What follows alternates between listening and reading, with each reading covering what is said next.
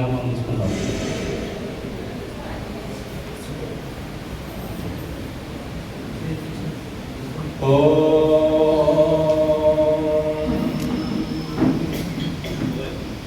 యోగే యోగే తవ స్తరం వాదే వాదే హవామహే సఖాయ ఇంద్రమూఢయే. ఓం శాంతి శాంతి శాంతి.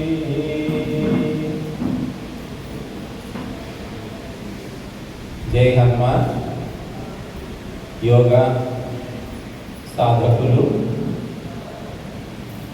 యోగ నిర్వాహకులు, వీటన్నిటికీ మూలం అంజయ్య గారు. వారికి అందరికీ సాదర వందనాలు. యోగా వార్షికోత్సవ శుభాకాంక్షలు. యోగం అంటే భగవంతుని పేరు కూడా. యోగో యోగ విరామేత ప్రధాన పురుషేశ్వరః అని సహస్రనామాలు. అందులో యోగము కూడా భగవంతుని యొక్క నామం. కనుక భగవంతుడు లేని యోగము అది వియోగం. ఎందుకంటే మన పరంపర ధర్మము ధర్మస్య ప్రభురచ్యుతః, ఆ ధర్మశాసకుడైన పరమాత్మ, దానితో సంబంధం ఉన్నటువంటి పరంపర మనది. అందుకే ఈ దేశము జగద్గురువు, విశ్వగురువు, పుణ్యభూమి, వేదభూమి, యజ్ఞభూమి. ఈ పేర్లు మీకు ఎక్కడా ఏ దేశానికి ఉండవమ్మా.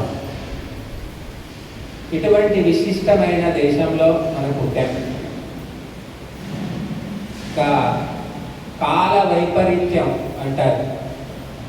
ఆ కాల వైపరీత్యము, విధి విలాసం ఈనాడు మనం చూస్తున్నాం. సంస్కృతము పుట్టిన భూమిలో సంస్కృతం రాదు ఎవరికి. సంస్కారాలు నేర్పించిన ఈ నేలలో సంస్కారమే లేదు. ఆయుర్వేదం పుట్టిన ఈ నేలలో ఎవరికి ఆయుర్వేదమే తెలియదు, మహర్షుల పేర్లు అసలే తెలియదు.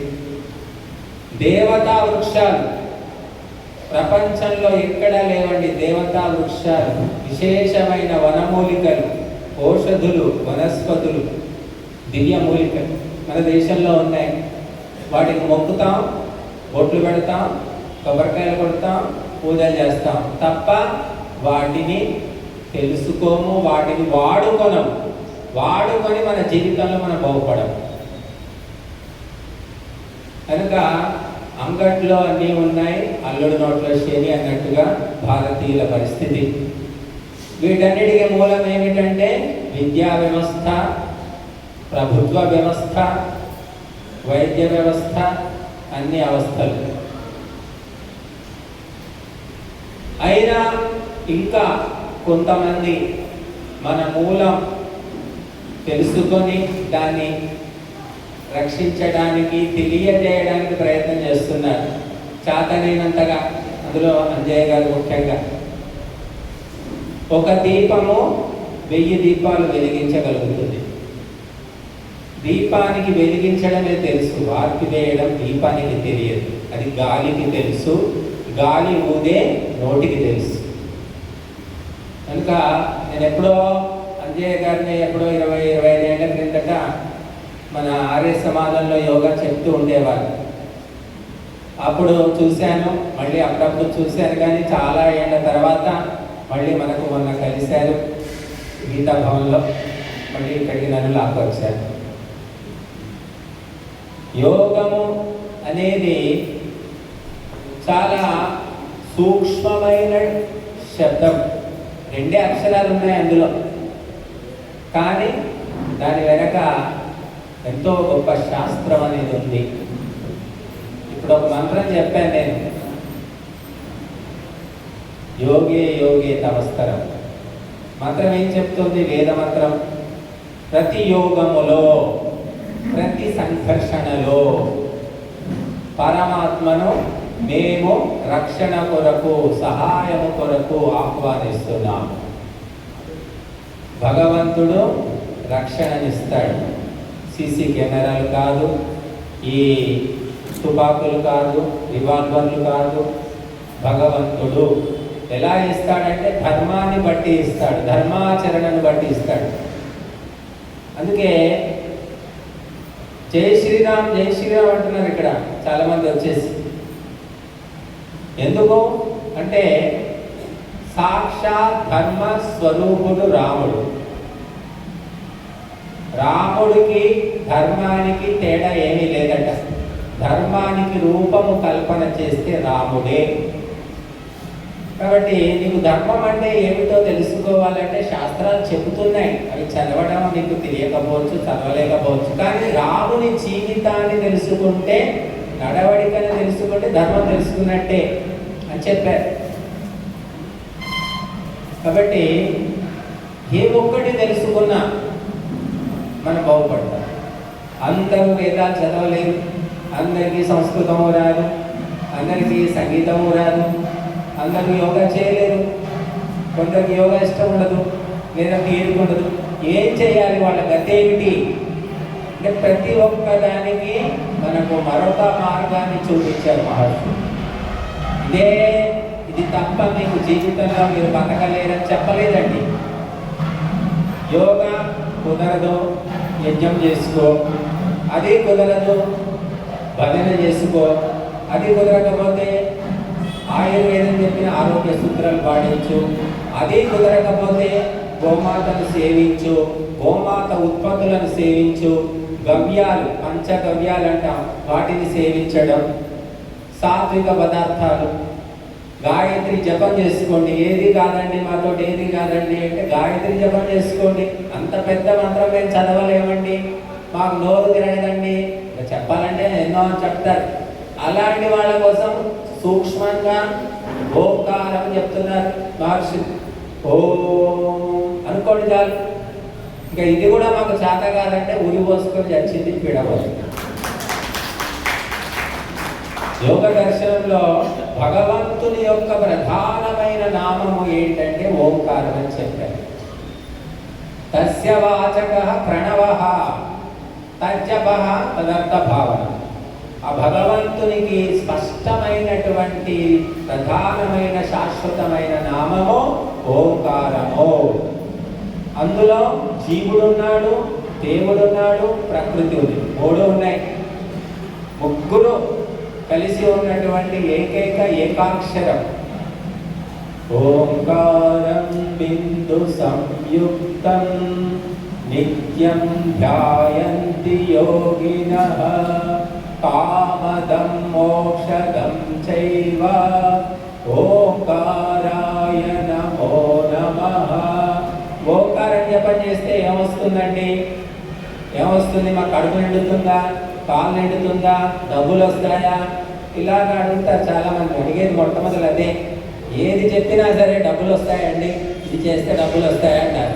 అది కూడా గ్యారెంటీ ఉందండి. మంత్రం చెప్తుంది మనకు, శ్లోకాలు చెప్తున్నాయి. కామదం, కామములను ఇస్తుంది, నెరవేరుస్తుందట ఓంకార జపము. తర్వాత మోక్షదం, అది కామాలొద్దు, కోరికలు వద్దండి, ఈ బాధలు మాకొద్దు, మోక్షాన్ని కావాలంటే అది కూడా ఇస్తుందట. కాబట్టి భగవంతుడు అన్నీ ఇస్తాడు. ఆ భగవంతుని మనము తత్పరతతో, ఏకాగ్రతతో, శ్రద్ధతో, సమర్పణతో ధ్యానిస్తే, భజిస్తే, జపిస్తే, తలిస్తే. కనుక యోగము ఎందుకు అంటే పరమాత్మ కోసమే. అంటే ఇప్పుడు అంతా వీళ్ళంతా పరమాత్మను పొందారా అంటే, 1వ తరగతి చేరగానే ఎంఏ సర్టిఫికెట్ రాదండి. 1వ తరగతిలో చేరడమే ఎంఏ సర్టిఫికెట్ పొందడానికి మెట్టు. వీళ్ళంతా ఇక్కడ యోగా అటెండ్ అవుతున్నారు క్రమం తప్పకుండా. అది క్రమక్రమంగా బహూనాం జన్మనామంతే జ్ఞానవాన్ మాం ప్రపద్యతే అది చెప్పినట్టు అనేక జన్మలు ఈ వాసన వల్ల మళ్ళీ పుడతారు, మళ్ళీ యోగా చేస్తారు, మళ్ళీ మళ్ళీ మళ్ళీ చిట్ట చివరికి మోక్షాన్ని పొందుతారు. వాసన అనేది చాలా ముఖ్యమైనటువంటిది. దాన్నే సంస్కారం అని కూడా అంటారు. క్లేశ కర్మ విపాకాశయైరపరామృష్ట పురుష విశేష ఈశ్వర.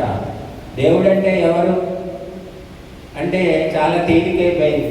దేవుడు అంటే మా ఇంటి వెనుక గుడి ఉందండి, ఇక ముస్లింలు అయితే మసీద్ అంటారు, చర్చ్ అంటారు. కానీ కరోనా టైంలో అన్ని మూతపడ్డాయి. మూతపడనిది ఒకే ఒకటి యోగా, యాగ. రెండు మాత్రం మూతపడలేదండి. అగ్నిహోత్రం జరుగుతూనే ఉంది, యోగా చేసుకునే వాళ్ళు చేసుకుంటూనే ఉన్నారు. రెండింటికి సెలవు లేదు. క్లేశములు గాని, కర్మలు గాని, విపాకము గాని, సంస్కారములు గాని లేనివాడు పురుషోత్తముడు పరమాత్మ. ఈ తత్వం ఎప్పుడు తెలుసుకుంటామో అప్పుడు మనకు శాంతి దొరుకుతుంది. వాచికంగా, ఆత్మికంగా. మొదలు వాచికంగా తెలుసుకుంటాం, తర్వాత సాధన వల్ల ఆత్మికంగా తెలుసుకుంటాం. ఇంకా భగవంతుడనే తత్వము తెలియనంత వరకు మనిషి తెగిపోయిన గాలిపటంలాగా, ఎంగిలి విస్తరాకులాగా తిరుగుతూ ఉంటాడు. ఈనాడు భారతీయుల పరిస్థితి అలాగే ఉంది. భగవంతుడు ఎక్కడున్నాడు? ఎక్కడో ఉన్నాడు. కాశీలో ఉన్నాడు, మధురలో ఉన్నాడు, అయోధ్యలో ఉన్నాడు, ఇంకెక్కడో తిరుగుతూ ఉన్నారు. మొన్న కుంభమేళ అయితే బోలెడు మంది బస్సులు కట్టుకొని మరి వెళ్ళారు. కానీ భగవంతుడు ఎక్కడున్నాడు? మనం చెప్పడం కాదు, మా సొంత మాటలు ఏమీ లేవండి. దేహో దేవాలయ ప్రోక్త దేవో జీవ సనాతన. దేహమేరా దేవాలయం, ఈ దేవాలయంలోనే ఆత్మ పరమాత్మ కలిసి ఉన్నాడని శంకరాచార్యుల వారు చెప్పారు. ఆత్మను వదిలి పరమాత్మ ఉండడు. మీరు వద్దన్నా, కాదన్నా, తప్పించుకుందామన్నా ఇది తప్పనిసరి. ఆత్మ వెంటనే పరమాత్మ ఉన్నాడు. తల్లి నొదిలి బిడ్డ ఉంటే ఉండొచ్చు, గురువు నొదిలి శిష్యుడు ఉండవచ్చు, పేషెంట్ నొదిలి డాక్టర్ ఉండవచ్చు, దేశాన్ని వదిలి రాజు ఎక్కడైనా ఉండవచ్చు, అధికారి ఉండవచ్చు. కానీ భగవంతుడు మన ఇష్టాలతో సంబంధం లేకుండా ఎప్పుడూ కూడా ఆత్మ వెంటే ఉన్నాడంట. కనుక ఆ ఆత్మను వదిలించుకోలేవు, కానీ తెలుసుకోగలుగుతావు. తెలుసుకుంటే లాభం. తెలుసుకో, అది ఈ మానవ జన్మ యొక్క ప్రధాన లక్ష్యం అని చెప్పారు. ఆత్మ గురించి తెలుసుకోవడం, అది తప్ప అన్నీ చేస్తున్నాం. ముఖ్యమైనది మానవ శరీరము ఎత్తినందుకు చేయవలసింది ఏమిటంటే దైవతత్వం తెలుసుకో, ఆత్మతత్వం తెలుసుకో. అది తప్ప ప్రపంచంలో అన్ని పరిశోధనలు జరుగుతున్నాయి. కొత్త కొత్త వస్తువులు, పదార్థాలు, వాహనాలు, పరికరాలు, ఉపకరణాలు ఎన్ని తయారు చేస్తున్నారు. ఈ సెల్ ఫోన్ ఈరోజు ఉన్నది, రేపటికి మళ్ళీ కొత్త మోడల్ వస్తుందండి. కానీ ఆ పరమాత్మ తత్వం గురించినటువంటి పరిజ్ఞానము కేవలము భారతదేశంలో మాత్రమే ఉంది, ఎక్కడా లేదు. మతాల పేరు మీద కొట్టుకొని చస్తున్నారు. కానీ భారతదేశంలో ఈనాటికి కూడా ప్రపంచ శాంతి కలిగించే తత్వము, ఉపదేశము ఇక్కడ ఉంది. దాన్ని ప్రపంచానికి పంచిపెట్టాలి మనం చేయాల్సిన పని. మన పిల్లలకు బిఎడ్, ఎంటెక్, బీటెక్, ఏటెక్ నేర్పిస్తున్నాం. ఆధ్యాత్మిక విద్య మాత్రం చర్చినా చెప్పట్లేదు. ఎందుకంటే ఇది చదివితే బతకలేడు, పనికి రావు అనుకుంటున్నారు అందరూ కూడా. ఆత్మవిశ్వాసం లేదు. పనికి మాలిన పుస్తకాలు పట్టుకొని ఊరూరు ఇల్లు తిరిగి ఊళ్ళకు ఊళ్ళు మార్చేస్తున్నారు. మనం ఒక్క గాయత్రి మంత్రం చాలు, వేదాల దాకా అవసరమే లేదు. ఒక్క ఓంకారం చాలు. ఆత్మవిశ్వాసి అది లేదు. కనుక రోగాలు తగ్గుతాయి, ఉద్యోగాలు వస్తాయి, ఇంకేదో చెబితే మతాలు మారుతూ ఉన్నారు. ఎందుకంటే మన ధర్మం గురించి మనకు ఎక్కడా లేదండి. ఏ గుడిలో కూడా చెప్పట్లేదు. పూజ చేసుకుంటున్నారు, ప్రసాదం పెట్టేస్తున్నారు, అయిపోయింది. రాముడి పూజ జరుగుతుంది, రామాలయాలు ఎంత తక్కువనే, లక్షలు ఉన్నాయి రామాలయాలు. రాముని చరిత్ర తెలిసిన వాళ్ళు ఎంతమంది? రాముని లోపల 64 గుణాలు ఉన్నాయట. కళలు, ఇది వాల్మీకి నారదుడు మొట్టమొదలు బాలకాండలో చెప్పాడు.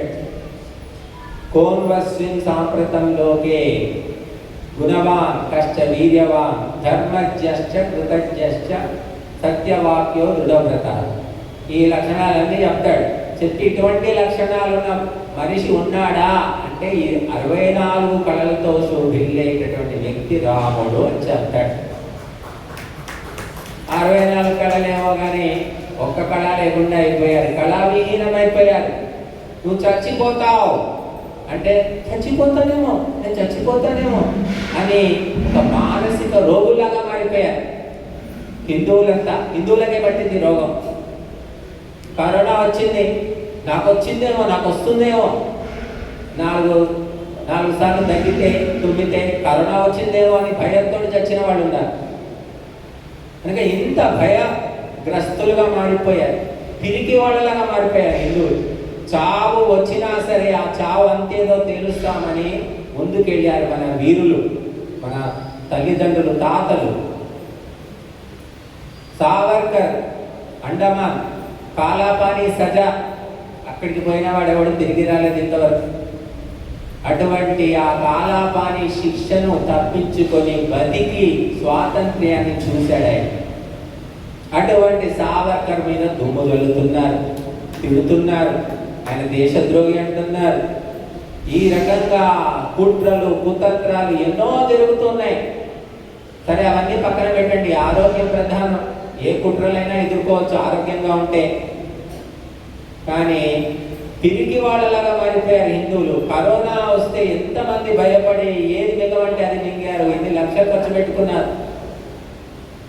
ఆయుర్వేదంలో 10 పైసలతో పోయే రోగానికి 10 లక్షలు ఖర్చు పెడుతున్నారు. మాకేమీ వైద్యం రాదండి, మేమేమి ఆయుర్వేదం బిఏఎంఎస్ అవేం చదవలేదు. కానీ నేను గ్యారంటీగా చెప్తాను, మీకు ఏ రోగం ఉన్నా సరే మేము చెప్పినట్టు నడుచుకుంటే, ఆహారంలో కానీ వ్యవహారంలో కానీ నిత్యం అగ్నిహోత్రం చేసుకుంటే, గాయత్రి జపం చేసుకుంటే ఏ జబ్బైనా తగ్గిపోదు, గ్యారంటీ అని చెప్తున్నాను. ఎందుకంటే అది ధర్మం యొక్క శక్తి. ధర్మానికి దూరంగా బతికేస్తున్నాం. ధర్మం అంటే చెప్పుకోవడానికి కాదది. ఆహార విహార వ్యవహారాలు, ఆచార విచార సంచారాన్ని ధర్మమే. గంట సేపు ఆసనాలు చేసుకొని 23 గంటలు అడ్డగోలుగా తిరగడం కాదు. కొంతమంది అలా చేస్తున్నారు. మేము యోగా చేస్తున్నామంటారు, మిగతా టైం అంతా కూడా భోగమే. ఏం లాభం ఈ యోగం? గంట సేపు యోగం ఏం చేస్తుంది?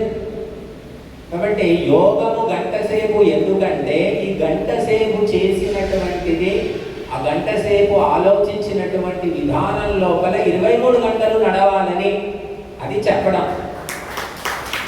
కానీ గంట వరకే పరిమితం, ఆ తర్వాత మన ఇష్టం ఏమైనా చేసుకోవచ్చు. కొంతమంది యోగా మాస్టర్లు నేను చూశాను, రోడ్ల మీద ఎక్కడ ఉంటారు, బజ్జీలు తినుకుంటూ ఏమో తినుకుంటూ రోడ్ల మీద.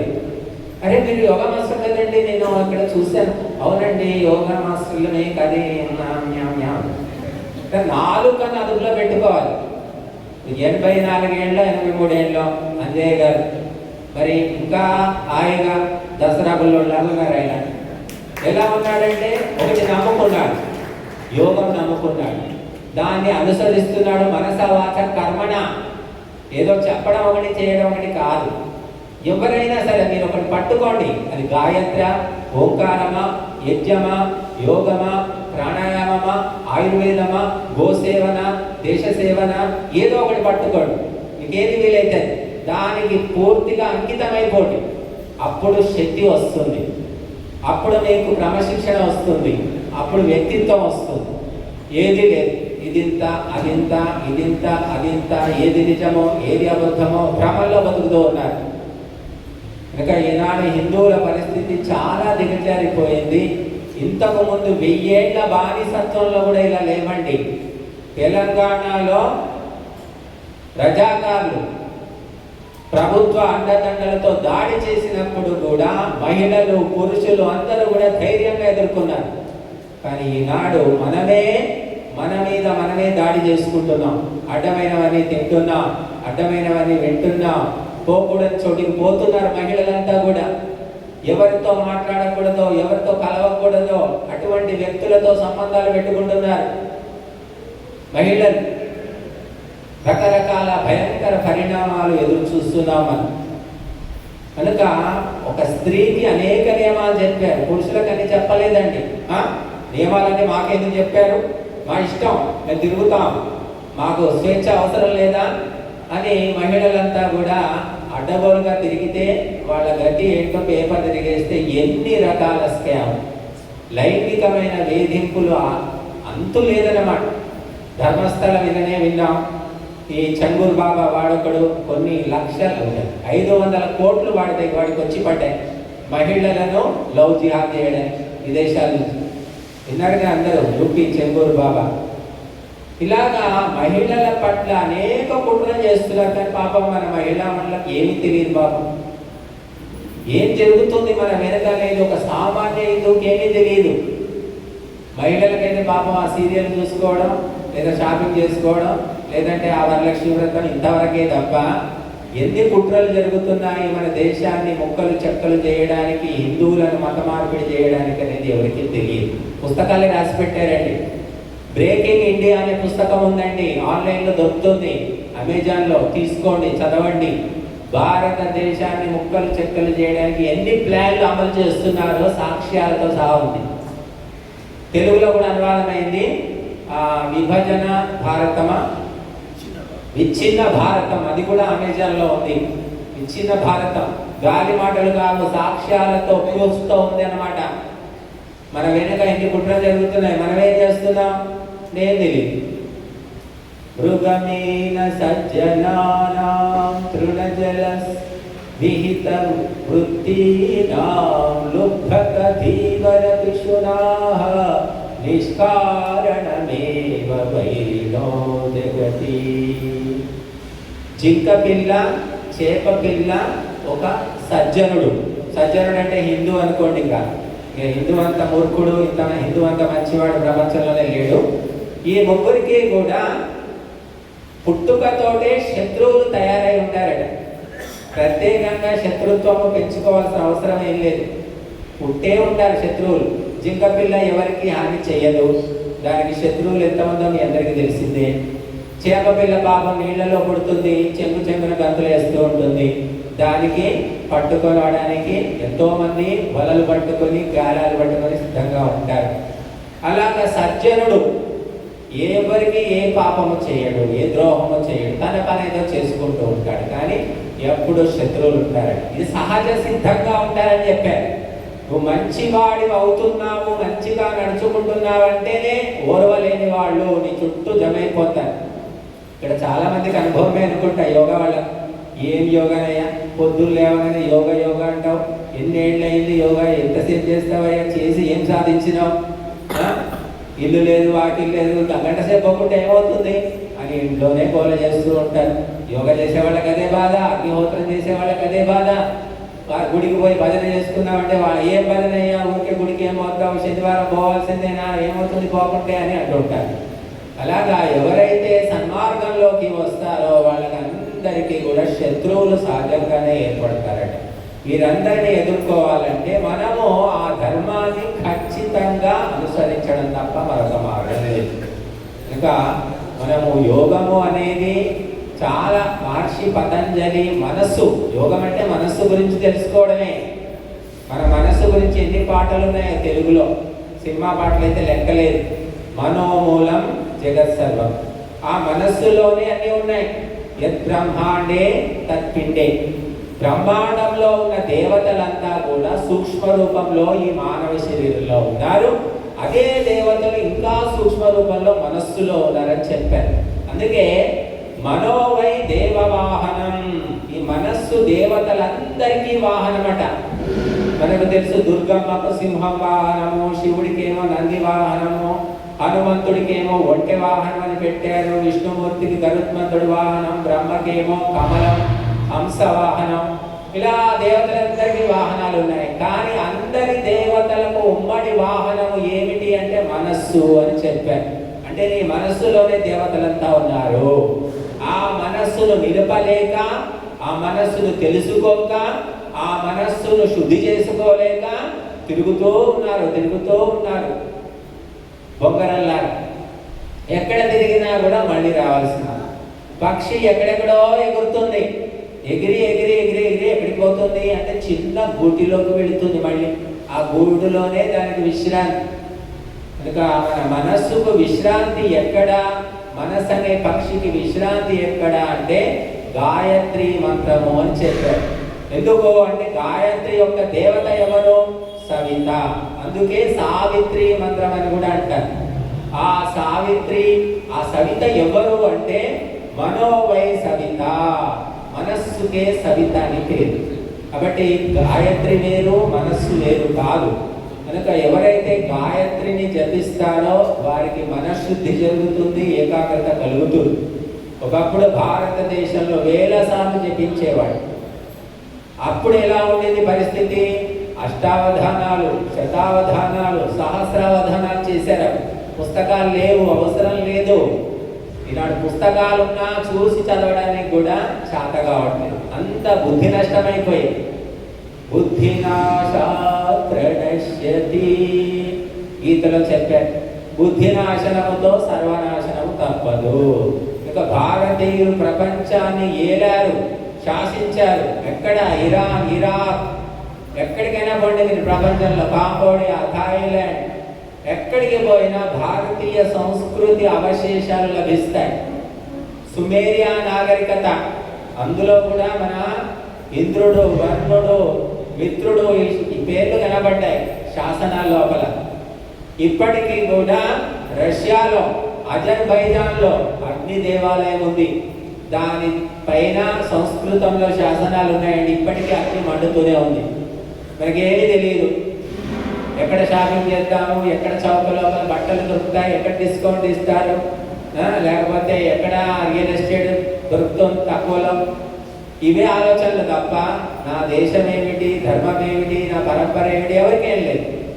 ఎవడైనా ఆలోచిస్తే నీకు ఇదే పని, ఎప్పుడు చూసినా కూడా దేశము, ధర్మము, ఏం చేస్తావు అని ఆడిపోసుకుంటూ ఉంటారు. ఇంకా యోగము చాలా గొప్ప ప్రక్రియ. సముద్రం అంటే ఏంటి? మనం సముద్రం ఒడ్డుకు వెళ్ళేసి దోసిట్లో నీళ్ళు తీసుకుంటే సముద్రం కాదా? ఆ నీళ్ళు కూడా సముద్రమే, కానీ నీళ్ళే సముద్రమా? సముద్రం అంటే ఇంకా అంతులేదు. అలాగా యోగం అనేది ఎవరు చేసుకుంటే వారి, ఎవరు ఎంత చేసుకుంటే అంత యోగమే. అన్నమయ్య చెప్తాడు, ఎంత మాత్రమున తలచిన వారికి అంత మాత్రమే నీవు పిండంతే నిప్పటి ఉన్నట్లు అని ఒక ఉదాహరణ ఇచ్చాడు. భగవంతుని గురించి నువ్వు ఎంత తలుచుకుంటే అంతే భగవంతుడు నీకు. ఎలా అంటే నువ్వు పిండి తీసుకొని ఎంత దోశ పోస్తావు అంత దోశ తయారవుతుంది. నువ్వు పిండి ఎక్కువ పోస్తే పెద్ద దోశ అవుతుంది, లేకపోతే చిన్న దోశ అవుతుంది. అంటే నీ భావనను బట్టి భగవంతుడు ఎంత అంటే నువ్వు ఎంత ఊహించుకుంటే అంత. విశ్వరూపము, విశ్వమంతా వ్యాపించి ఉన్నాడని ఆలోచిస్తే విశ్వమంతా ఉన్నాడు. లేదు ఈ గుడ్లోనే ఉన్నాడు అనుకుంటే ఆ గుడ్డికే పరిమితం. కానీ భావన గమ్యుడు భగవంతుడు. కాబట్టి భావనను బట్టి భగవంతుడు దొరుకుతాడు. దొరకాలంటే యోగము చెయ్యాలి. కేవలం భగవంతుడే కాదమ్మా, యోగం చేస్తే భగవంతుడు తప్ప ఇంకేం దొరకదా అంటే అన్ని దొరుకుతాయి. యమ, నియమ, ఆసన, ప్రాణాయామ, ప్రత్యాహార, ధారణ, ధ్యాన, సమాధి అని అష్టాంగ యోగ సాధన ప్రయాణంలో ప్రతి ఒక్కటి ఆయు, ప్రాణం, ప్రజా, పశుం, కీర్తిం, ద్రవిణం, బ్రహ్మ వర్చసం, బ్రహ్మలోకం అన్ని క్రమక్రమంగా దొరుకుతాయి.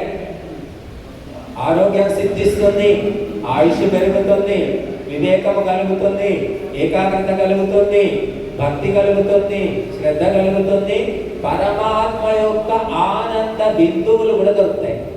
క్రమంగా 1వ తరగతిలో చేరగానే ఎంఏ సర్టిఫికెట్ దొరకదండి. అలా ఓపికతో, నిరంతరము క్రమశిక్షణతో, సమయపాలనతో చేసే వాళ్ళకి అన్నీ దొరుకుతాయి. కనుక సమయపాలన చాలా ప్రధానమైంది. క్రమశిక్షణ ఒకటి, ఈ రెండో ఉంటే వాళ్ళు యోగా చేసినట్టే. ఇక్కడ గంటసేపు యోగా గురించి నేను చెప్పట్లేదు. ఇంటికి వచ్చిన తర్వాత మీ ఇంట్లో కుటుంబ సభ్యులు మీ గురించి, మీ వ్యక్తిత్వం గురించి, మీ నడవడి గురించి ఏం చెప్తున్నారు, దాన్ని బట్టి మీ యోగా ఎంతవరకు సక్సెస్ అయిందో తెలుసుకోవచ్చు. బట్టి మనము యోగ వల్ల మనకు శాంతి దొరుకుతుంది, మనతో పాటు 10 మందికి కూడా శాంతి దొరుకుతున్నది అన్నప్పుడు మనం నిజంగా యోగా చేస్తున్నాడు. నా ఒక్కడికే శాంతి ఉంది అంటే కాదండి. ఒక శాంతి పొందిన వ్యక్తి చుట్టుపక్కల 10 మందికి కూడా శాంతి లభిస్తుంది సహజంగా. ఒక అల్లరి పిల్లవాడు తరగతి గదిలో ఉంటే మిగిలిన వాళ్ళందరికీ కూడా ఇబ్బంది కలుగుతుంది, అందరికీ తెలిసిందే. అలాగా నిజంగా శాంతిని పొందిన వ్యక్తి ఒక్కడుంటే చుట్టూ ఉన్న 40 మందికి శాంతి లభిస్తుంది.